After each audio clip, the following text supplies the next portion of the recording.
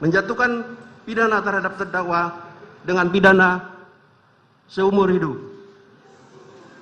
Menyatakan barang bukti berupa mulai A sampai 41 dikembalikan kepada JPU untuk digunakan dalam perkara atas nama Hendra Kurniawan dan kawan-kawan.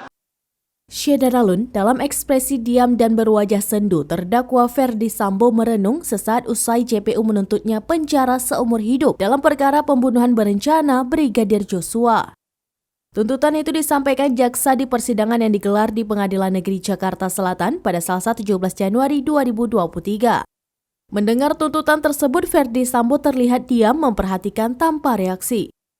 Ia banyak diam dengan mata berkedip-kedip mendominasi raut wajahnya yang tertutup di balik masker. Ferdi Sambo, mantan Kadif Propam Polri, mengakui beberapa perbuatannya dalam kasus pembunuhan Brigadir Nofriansyah Yosua Huta Barat alias Brigadir J yang terjadi pada Jumat 8 Juli 2022. Pengakuan tersebut disampaikannya saat hadir sebagai saksi sidang kasus obstruction of justice atau peringatan penyidikan dengan terdakwa Hendra Kurniawan, Agus Nurpatria, dan Arif Rahman Arifin pada Kamis 5 Januari 2023. Ferdi Sambo mengaku dirinya membuat kebohongan untuk menutupi kasus pembunuhan ini. Ia mengaku telah berbohong terkait adanya peristiwa tembak-menembak yang terjadi di rumahnya di Duren 3, Jakarta Selatan. Hingga pada akhirnya dia ditempat khususkan di Makobrimob. Kebohongan lain juga terungkap. Ferdi Sambo mengakui terkait skenario pelecehan yang terjadi di Duren 3. Skenario tersebut disampaikannya pada Minggu 8 Agustus 2022. Sebelum memberikan pengakuan, awalnya skenario Ferdi Sambo berjalan mulus.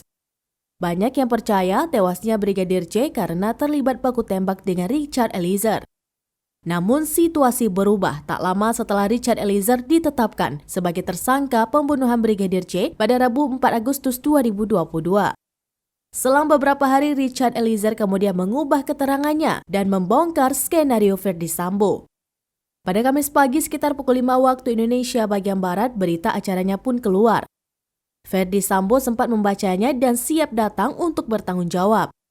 Kendati demikian, Ferdi Sambo tak serta-merta mengakui kebohongannya. Mantan Jenderal Bintang 2 Polri tersebut masih berkilah hingga akhirnya dia diperiksa dan dibawa penyidik Polri untuk ditetapkan di tempat khusus atau Patsuskan. Barulah Ferdi Sambo merasa gentar ketika penyidik mengancam akan menetapkan seluruh orang yang ada di TKP penembakan Brigadir J sebagai tersangka, termasuk istrinya Putri Chandrawati. Akhirnya Ferdi Sambo mengakui skenario kebohongannya bahwa tidak ada baku tembak antara Brigadir J dengan Richard.